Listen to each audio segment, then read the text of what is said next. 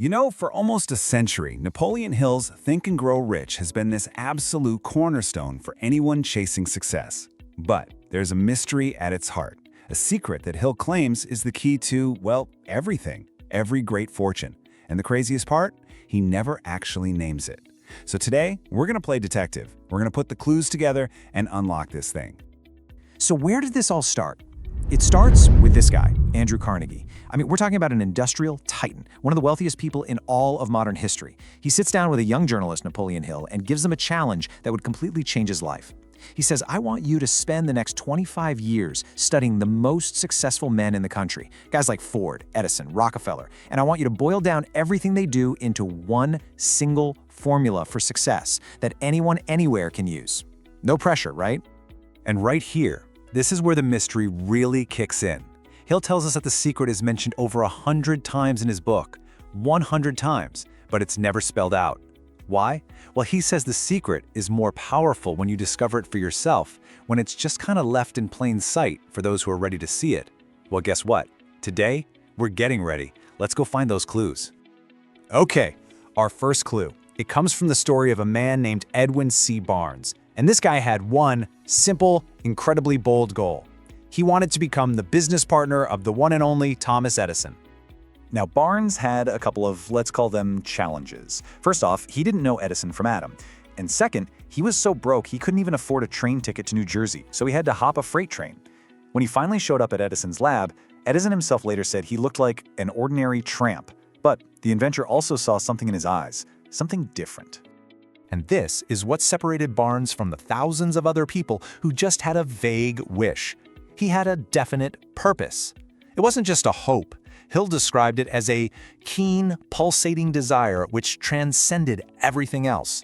See, he didn't want a job for Edison. He was absolutely determined to go into business with him. That single-minded focus, that was his only real asset. For 5 long years, Barnes worked a pretty low-level job in Edison's office, just waiting. To everybody else, he was just another guy, another cog in the machine. But in his own mind, he was already Edison's partner. And then his chance came. Edison invented a new device, a dictating machine, that his salesman thought was a total flop. But Barnes, he saw the potential. He went out, sold it with incredible success, and finally earned that partnership he'd been visualizing for years. He proved that a burning desire, not just a simple wish, is the real starting point for any great achievement. So that's clue number 1. But look, having a burning desire, no matter how intense it is kind of like having a V12 engine without a car to put it in. It's all power, but it has nowhere to go. It needs a vehicle to give it horsepower and get it moving. And that, my friends, is where our second clue comes in, the mastermind principle. So what is a mastermind? Hill says it's the main way people acquire and use real power. Think of it like this. When 2 or more people work together in perfect harmony for the same goal, they create this third, invisible mind. It's more than just teamwork. It's a genuine fusion of energy, of knowledge, and pure creative power. It's a total game changer. A mastermind lets a group tap into knowledge that's way beyond what any one person could ever know. You're drawing from all of human experience, from libraries, schools, everything we've already learned. You're pulling from new experiments, and you're tapping into what Hill called infinite intelligence. You can think of that as the universe's creative energy, a source of those aha moments in breakthrough ideas that just seem to come out of nowhere when you're truly in sync with others. If you want to see this thing in action, just look at how U.S. Steel was born. Charles M. Schwab, who was one of Carnegie's top guys, had this massive vision for a giant steel company. And he didn't just pitch his idea to anybody. He took his definite plan and presented it to a powerful mastermind group, a group that happened to include the most powerful financier on the planet, J.P. Morgan. And the result? It was absolutely mind-blowing.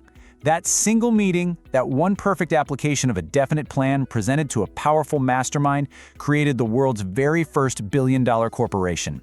Back then, it was valued at an incredible $600 million. That's the kind of power we're talking about. That's the amplifier. Okay, so you've got the burning desire, the engine, and you've got the mastermind to amplify it, the vehicle. But there's one more piece we need. What's the fuel that keeps that engine running when the road gets steep and things get tough? That's our third clue, unwavering persistence. And Hill is crystal clear on this point. He says practical dreamers simply do not quit. Think about it. Thomas Edison failed over 10,000 times before he finally perfected the light bulb. When people asked him about it, he'd say, "I didn't fail. I just found 10,000 ways that won't work."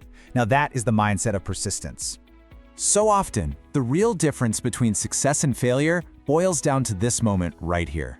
The quitter hits the first roadblock, throws their hands up, and starts looking for an excuse. But the achiever? They understand that a temporary defeat is not a permanent failure. In fact, they know that inside every single setback is the seed of an equal or even greater opportunity. It's all about how you see it. All right, we have our 3 clues: a burning desire, the power of a mastermind to amplify it, and the bulldog persistence to drive it. It is time to put these pieces together and finally reveal Andrew Carnegie's secret formula.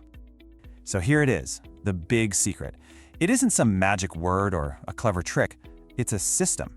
It's a 4-step process for turning the intangible energy of a thought into a tangible, real-world result. You start with a burning desire. You shape that into a definite plan. You amplify it all with a mastermind alliance. And then you execute with persistent action until it becomes your reality. That's the formula. And there are 2 more things that make this whole engine run. The entire process is catalyzed by unwavering faith. That's the absolute rock-solid belief that you can and will achieve your goal. And it requires you to conquer your own inner demons, what Hill called the 6 ghosts of fear. Things like the fear of poverty, fear of criticism, fear of failure, all the things that can paralyze you before you even start. So in the end, the secret is that success isn't an accident, it's not luck.